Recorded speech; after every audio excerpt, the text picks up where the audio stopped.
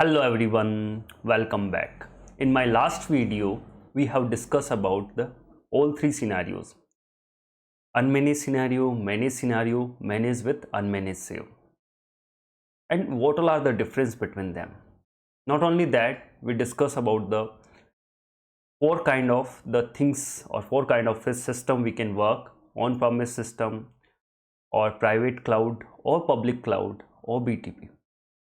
In those four scenario, how we have to handle our custom code that we have discussed. We saw how we have to handle, how we have to reutilize the code, but we have the existing code now. But before creating the wrap application, I want to make sure that I can really utilize this function module or BAPI, or some class method is available in our already legacy code. Can I really reutilize? If I can really utilize, how I can do, and where I have to reutilize this particular function module or BAPI? These are the things we will learn.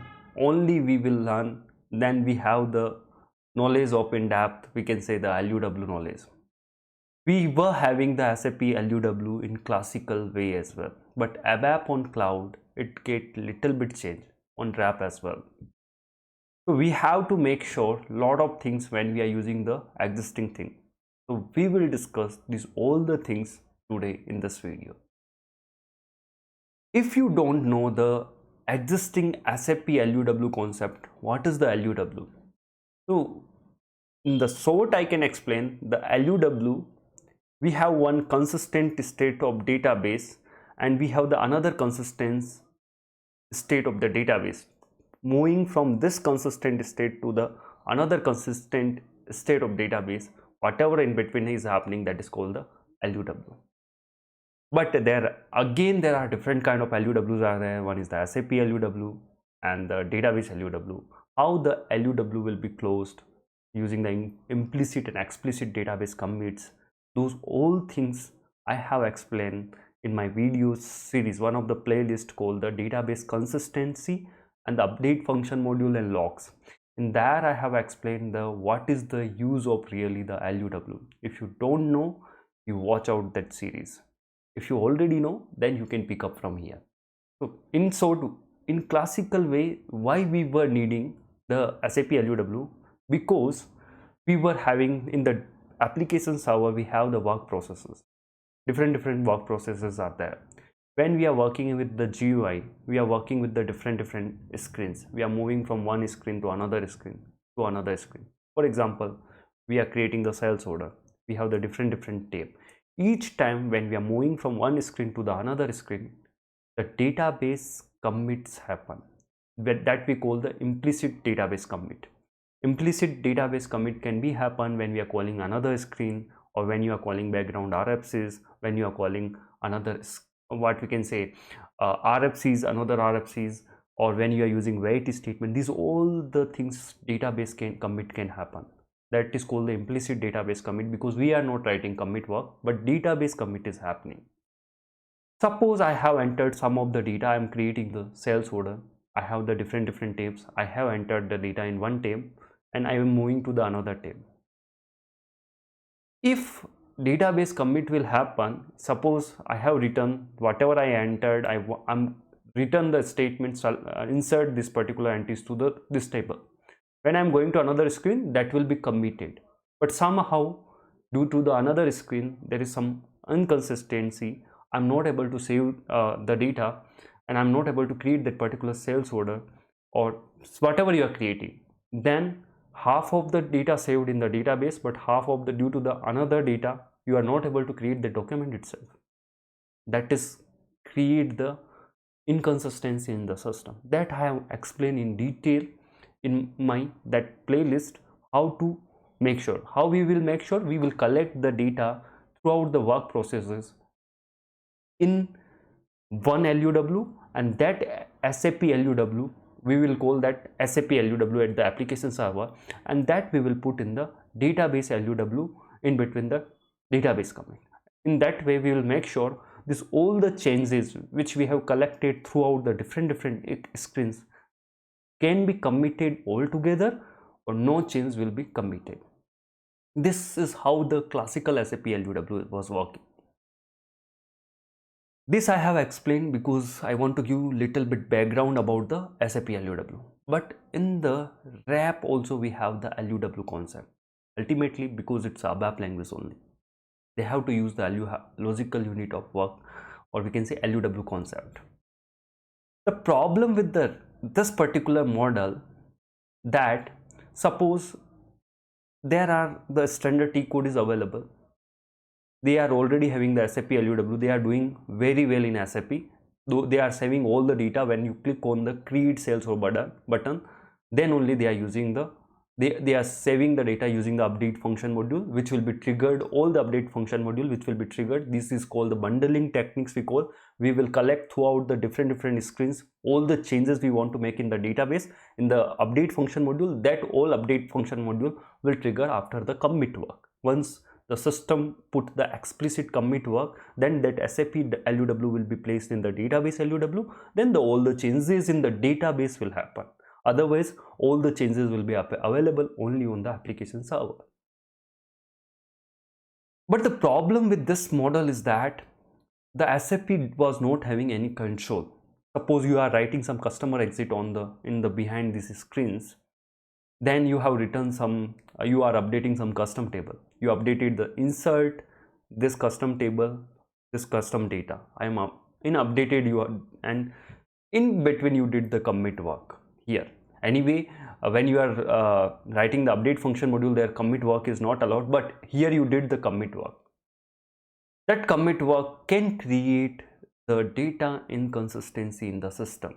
Due to that commit work, there might be the chances you have called some update function module that also will be saved. Not only that, SAP was not having control, that much control. You can't write the commit work in between your exit or something like that. So that is the reason they were having some model, SAP LUW model, but they don't have much control. But in the ABAP on cloud, they have that kind of control. They have created the framework like that. They have control where you can write commit work and where you can't write the commit work. So that is we call controlled SAP LUW. The control SAP LUW introduced a checking mechanism to detect the violation of the transactional content.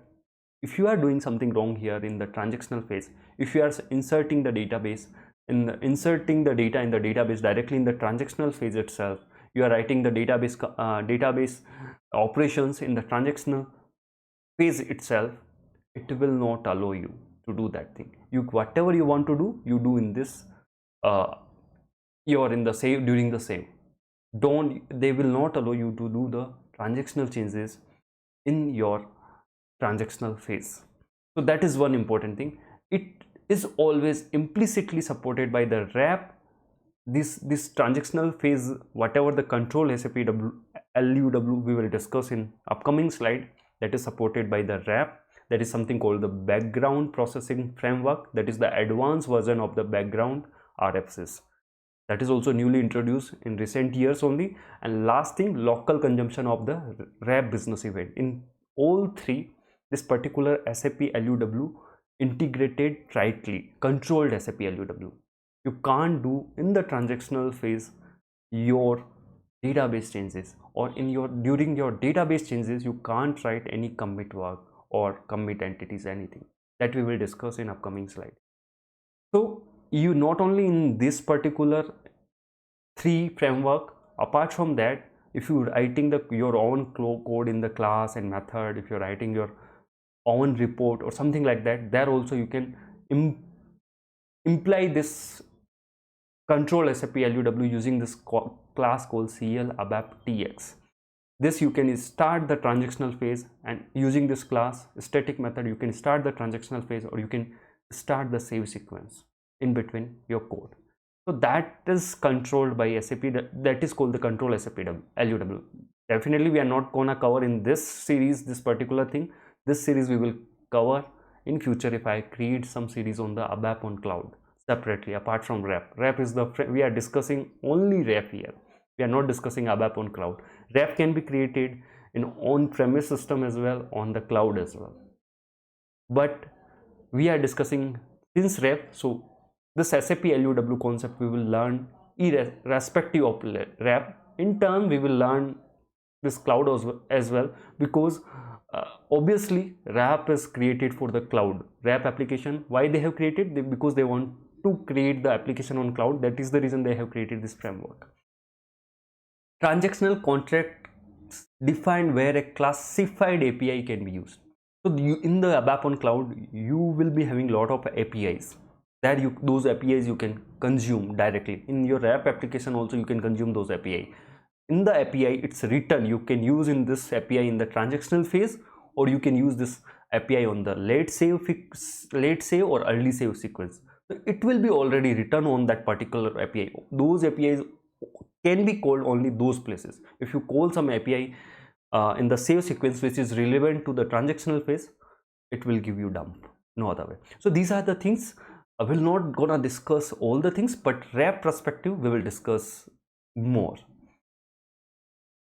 Now we'll talk about the SAP LUW one shot scenario. There are in the two kind of the SAP LUWs can there. One is the UI scenario and second is the one shot scenario. What I'm talking about the one shot scenario, you have some modify phase. Modify and save phase will be triggered together. Suppose you are calling some BAPI function module. Suppose BAPI sales order create. What it is doing? We are just inserting the data. Inside that, it is doing all the things, modify and whatever happening in one place only, and finally it is committing the changes, or if something goes wrong, it is rollbacking the changes. The database consistent, previous database consistents come. This is called the LUW. You can see from here to here. This is the first database consistent state and this is the second database consistent state. In between you are doing modifying or you are saving the data and you are doing the commit work here. If you did commit work, all the data will be saved in your database and you will reach to the next consistent state of the database. If something went wrong, then nothing will be saved and you will reach to the previous consistent database state. So this is called one LUW. Whatever you are doing all together in one LUW. Obviously we have to do in one LUW only, but you are doing in one shot. Modify and save. This is the call in case of the web API. You are calling some, suppose you are creating sales order. You create for the creation of sales order, you created web API. Some guys calling this web API from the outer world or SAP, they entered the data. If created successfully, okay, they will get the successful response. Otherwise, they will get the error message, and that LUW will be closed that time itself. And if you want, they want to fix this error, then they have to start again new LUW. So this is called one shot scenario. Everything is happening in one scenario. But when we create the UI application, there is not always this particular one shot scenario. Because in UI application, user enters some data, he will get the error. User entered, fix that error. You can't go that much time, you can't close the LUW. Means that much LUW you can't create. Suppose you entered data, then error come. Then you fix this error, then error come. Then you again have to create the LUW and close. In UI scenario, how it is works, whatever the modification you have doing, that you will do in the one phase, that is called the transactional phase or modify in user interaction phase. When you are saving the data in the database, that will be the another phase altogether. There in the save phase, your LUW will be closed. Either the database will be committed or something goes wrong during save sequence, then the LUW will be closed and you will reach to the previous database consistent state. But before sending the data to the save sequence, we will do each and every check during the interaction phase. If something goes wrong, we save intermediately data in the application server. Something goes wrong, we will check this data is correct or not. We will give the error back to the user. He will fix. Then once we finalize the data, everything is right. Now the data is correct. Then we will send the data further to the save sequence. So after the verifying the data, we will send to the commit work, and here it will be executed. That save sequence will be executed. If everything is okay, then the commit will happen and you will reach to the another database consistent state. Otherwise, it will get rollback all the data and it will reach to the previous state and it will give user to the appropriate error. So this is how the UI scenario works. UI scenario validation of user input modify phase we are doing. That's the same thing. Transactional consistency. Suppose I want to explain this thing with one example, why we really need the LUW. So that is the reason I return something. Suppose you are transferring the data or transferring the amount from one account to the another account.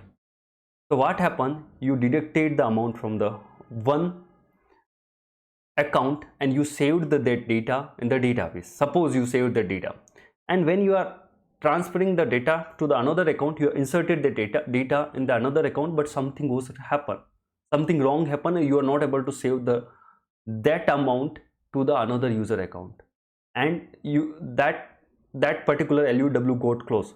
In one LUW you deducted the amount, or you can say you directly did the deduction of amount in one LUW, or one directly you have updated the database, but in this, when you are updating the second table that for that particular another user to add that amount, you were not able to do.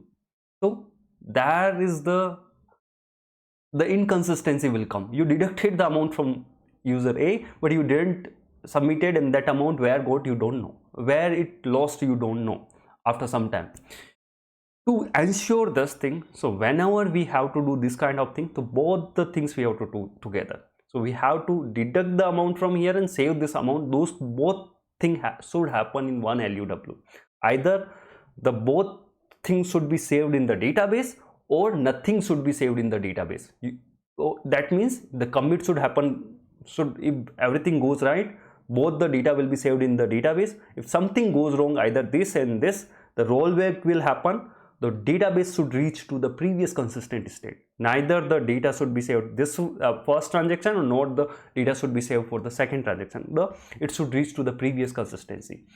So that is the real use of the LUW. You want to make sure that the data consistency remains same. I explain in detail. Again, I am saying you can watch out that series, but to make sure that you understand properly, I am explaining again. So this is the use of the LUW. You have to do combine all the database changes together, and you have to put in one database LUW. How to combine? You combine in one SAP LUW this all the changes. In classical ABAP, you are using the update function module and the commit, perform on commit, those you are doing, and you are collecting throughout the different screens, or throughout the different screens you are collecting the data, and then you are putting that changes in one SAP database LUW. That database LUW either saved together, or it will be not saved together. But here in the RAP scenario, it's really different. Here we don't have update function module in ABAP on cloud. Why we don't have SAP update function module? SAP don't give anything to you to save the data to make in the transactional phase. You can't make whatever you want to save directly go in save in the save sequence, and save sequence only will trigger after the commit work that we will discuss in detail. So this is the RAP save LUW. I'm now coming to the RAP. Obviously, previously just we are discussed the normal UI scenario, not only UI RAP. If we are working with the older Fiori model, that was okay. But now I am coming to the RAP. RAP also we have the three things again. We have the transactional buffer, we have the interaction phase, we have the save sequence. In between we have the transactional phase. Whatever we are doing during the interaction, you are creating suppose you are in my previous video, we created the manage scenario, creating the travel, creating the booking, changing the booking, creating the booking supplement, changing the booking. You are clicking on action button, you are doing internally some determinations. All data will be saved in the transactional buffer, and when you read back the data from in between your code, that will be read from the transactional buffer. Initially it will read from the database, but once it will come to the transactional buffer, it will read from there. Everything, whatever the change operation you are doing, that will be done on the transactional buffer. It will be not available on your database until the transactional phase. Once the transactional phase is over and the save sequence will trigger, then all the data, whatever you have done on the transactional phase, all the data will be saved together using the one LUW concept. So what it is happening here, so if I try to explain, we have the three phases: wrap, interaction phase, or early save phase also there. If you early save phase, in interaction phase, I will try to explain each and every method, what all are the method is called in the early save phase, or we can say interaction phase, sorry, not in early save phase, interaction phase, during our unmanaged scenario, where we will take one scenario and we will discuss whatever we are explaining here. So in this CURD operation, everything will be done in the transactional buffer using the EML statement, usually we do. In the early save phase, we will check we will make sure that our data is correct. So if I want to explain this all the things through the diagram, I have already explained in my previous video. Let me go back to that one. So here, so what it is happening, I just want to explain again this thing. So what it is happening, this is only the save sequence runtime. Transactional thing is happened, and now the save sequence got triggered, the second phase got triggered. When the second goes, when you are doing some commit statement, or you are invoking the save sequence anyhow, as soon as save sequence is triggered, when you click on save button, then the interaction phase is over. Now save sequence is triggered, then it will call the finalize method, finalize implementation. If we have some late determination, that will be called. If we have some check before save, if you want to check something goes wrong, if you want to do the validation, everything will happen in the early save sequence. But there is one point is called no point of return. If you watch my previous video, you are relatable. This I have explained in the theory part of the unmanaged save with managed application. So there I have explained. So after this point of no return, the late phase will trigger, where you are doing really the database changes. You are updating the database table. After this phase, you can't go to the interaction phase. Your LUW will be closed. If you go in one scenario, we can go to the interaction phase, only the one scenario SFE given, because we have to use BAPI sometime, where BAPI will return some error message. Then we have to go back. Then it will close the LUW obviously, and then we have to go to the early phase. That one scenario we will discuss either today in this session or next session. But here, whatever you are showing, this is no point of return. Apart from that scenario, you can't return back to the interaction phase. Either data will be saved, or everything cleaned up will happen. You have to start over again. So in this case, that is the reason we are defining the final number, and we just doing the save method. If in unmanaged scenario, we are doing our code. In managed scenario, it is executed by the managed framework. In unmanaged save, we have some additional save that also we can do here. And whatever database operation we want to do, those will be done here. Only database operation means you are doing insert, you are doing update database table, insert database table, or delete database table, modify database table. The database operation I am talking about, really where we are updating the database table, those all things done together here. If something goes wrong, nothing will be saved, and everything is okay, everything will be saved in the database. So once everything is done and commit work will happen, the cleanup method will trigger, and the cleanup method will be triggered, and data will be saved in the database. Or something goes wrong, then the rollback will happen and nothing will be saved. So this is the save sequence I explained again. I try to explain again the save sequence. This all things I have explained in the previous video. So we come back to here. So that is the use of this particular late save sequence. Late save, before early save, what we are doing, we are validating the data. Our BU is consistent. Once we are okay with that, then we are going to the late save phase. In the late save phase, you can't write the commit work, because commit work will be written only by the one guy that is called the framework. You can't write commit work neither in interaction phase nor in the late save sequence. When you use strict 2, it will give you their error, or you will get the runtime error. Definitely the commit work will be done only by the one guy that is called framework, that is done here after the late save sequence.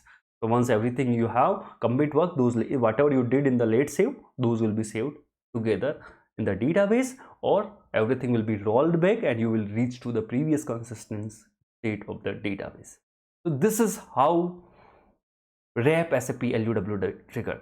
But what we have to make sure, Why we are understanding this concept? Because we will be call the lot of existing code in between, but that existing code, can we really call or not, that we will decide based on this framework. So we understand the framework, then we will know what needs to call where. Suppose for example, we have some BAPI is there. BAPI will discuss in detail, which is having internal commit work. This is writing the commit work in internally. You can't call that BAPI obviously, because commit work is not allowed neither in the transactional phase or nor in the save sequence. Commit work, wherever inside the BAPI commit work is there, that you can't call. That is the reason we call first BAPI and we have the BAPI commit work. After that call we use BAPI commit work. But here we don't need to call that BAPI commit work. That will be done by framework. Just you can call that particular BAPI if you want to reutilize that BAPI. Again, this BAPI should have, we'll discuss about BAPI. I don't want to discuss now. After this all things is over. So this again I have explained REP SAP LUW in interaction and save phase to the another program. Request will come. So what we do, how the transactional phase work. This is interactional phase. We call the transactional phase where we will save the data in the transactional buffer. So we have the transactional buffer here. So some request will come. We will read the existing, whenever we are doing the read first time, then we will read the data from the database table and load the data in the transactional buffer. Once everything existing data will read from the, we will put in the transactional buffer. What all are the operation we have to do? We will modify that data on transactional buffer, whatever we are doing. In between we have the draft table. That is obviously we have to save the draft table data. We will discuss more on the draft scenario, but those data obviously we will save. That is different scenario. That is inconsistent data. Whatever the data available in the transactional buffer, that is inconsistent data. That is not consistent data. There might be some error. That is the reason we have saved intermediately. In the draft scenario, what we will do, we will save the inconsistent data in the different table. So somehow we will open that application in another device, so that data can come from that particular draft table. So that is the reason we have the separate draft table to have the inconsistent data as well. So that we will save obviously in the database, but the consistent data in our main primary table we never save, never saved during the transactional phase. Those all will be saved on the transactional buffer. And once this particular save sequence will trigger, here you can see save sequence is triggered. First, the data consistency in early phase we will check. Data is consistent, then find it is not consistent. We will clean up the data and we will go to again modification phase. If it is consistent data, then process data in the late save sequence, where we will in the late save sequence, as I told you, we will adjust the late numbering and we will save the data in the database using the database statements.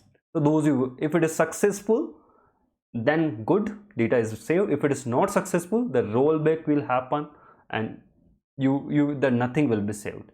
So this is how the interaction phase and save sequence work. I didn't discuss in detail before the manage scenario this particular things, because what I feel this is more useful in the unmanaged scenario. Managed scenario, everything done by the framework, you no need to worry, but when you have to include your code, you should know all the things. That's a very important thing for us. Now we talk about the theory points. There is a lot of theories. Again, the REP divides the LUW into two parts. As I told you, whatever we discuss, again coming save interaction phase and save sequence, the data can be changed and created in inconsistent state in the transactional buffer during the interaction phase. The inconsistent data, whatever you are doing, you are writing some data, some error is coming, that data intermediately will be saved in the transactional buffer. Inconsistent data. The save sequence ensures the new state of the data is consistent and ready to be returned in the database. So early save sequence is there where we will make sure the data is consistent, it is ready to save in the database. In the late save sequence, we will save really that data to the database. The final database commit is then executed during the save sequence, and LUW is terminated when the database commit is executed successfully, or the transactional buffer is cleared and the database commit is unsuccessful. In that case also, transactional buffer obviously will get cleared, both the cases, but committed changes, data will be saved. In uncommitted changes, the data will be rolled back. So this is how the SAP LUW works. The thing is, again we are discussing same, but some of the things we have to make sure whenever we this all leads to the, during the transactional phase, these all things will leads to the dump. If you're using the strict 2, strict 1, it will lead to dump. Strict 2, you will get error immediately. Suppose you have used some commit work. Suppose you have called in your create entity method or update entity method some function module which is having the commit work. It will not allow you to call that kind of function module, or in your action, wherever determination, anywhere in the interaction phase. Apart from save, modified and finalize, calculate, finalize the number, that method is there. Apart from that place, commit work is not allowed anywhere in the wrap, but there you can write the commit work and rollback not allowed, neither is allowed in the interaction phase nor in the save sequence. But the sum of the insert and update statement also not allowed. Insert to database table directly, not the, I'm not talking about the EML language. EML, it will always save on the data on the transactional buffer, but when you write the insert this table from this work area, that statement, delete this table from this work area or this internal table to the database table, that is not allowed at all during the interaction phase. That we can do in the save sequence, but not in the interaction phase. But this commit work and rollback nowhere allowed, neither in the interaction phase nor in the save sequences. Calling of update background task. This is BZPF. New framework is created by the SAP for the cloud environment. In the classical ALV, classical ABAP, we have BZ background. RFCs are there. This is not allowed. We can't call these things in the interaction phase. Invoking the authorization check during the save sequence. Some authorization you have to check. You have already method in interaction phase. You can't check authorization check in your during the save sequences. Modifying the database operation, as I told you, interaction phase you can't do, the early save phase and interaction phase, in both the places you can't modify directly your database using the insert, update your database table name. This you have to make.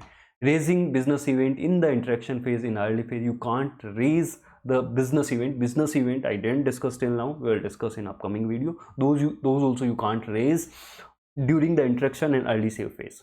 Database commit for the primary database connection is in the late save phase. Late save phase, you are doing some database commit for the primary database connection, means where you are saving the data, primary database.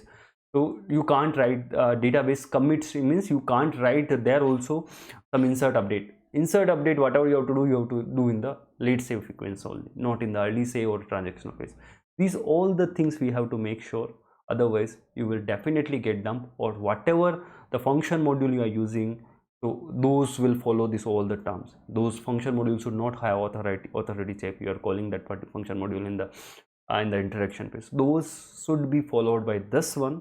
Then only those function module, that also you have to wrap around the and then if it is not released, you have to wrap around the wrapper, and you have to release with the cloud uses, and then you have to use that here. So in the wrap, that is the thing we have to do if you are working correctly if you are working correctly the wrap application. So again, we are talking here, might be repetition, but might be transactional buffer. We save all the data during the interaction phase. All the data we will save in the transactional buffer. Database always remain consistent, but the transactional buffer can have the inconsistent data. We do all the transactional changes in this transactional buffer, rather card operation or determination, CUD, create, update, delete operation, actions, determination, everything we will do in the transactional buffer. There is no consistency check during the interaction phase. So RAP framework not allowed to direct update database during the interaction phase. You can't update the directly database during the interaction phase. If you try to update, you will get them. There is no other way. I will show you. I will try to update and show you in the upcoming videos where we do the managed scenario. No, unmanaged scenario. Managed we have already covered. In unmanaged scenario, I will try. In managed also you can do in the actions, determination. Try to write this code, you will get dump. The save sequence, finally the changes of whatever you done, you want to save, and before saving the data, there is in the early save sequence you have the finalize and check before save method is already there. There you have to make sure there is something not wrong, every data is correct, then only you have to move for the late save sequences. So these all things we have discussed. In this video, we have learned what is SAP LUW and how SAP LUW works in the REP. In my next video, based on this knowledge, we will see what all are the BAPIs and function module or any kind of existing code is available with us, how we can utilize that code in our REP application, or we can reutilize that code or not. Before going to that video, please like this video, subscribe this channel, comment it out. Whatever you are feeling, share these videos with others as well.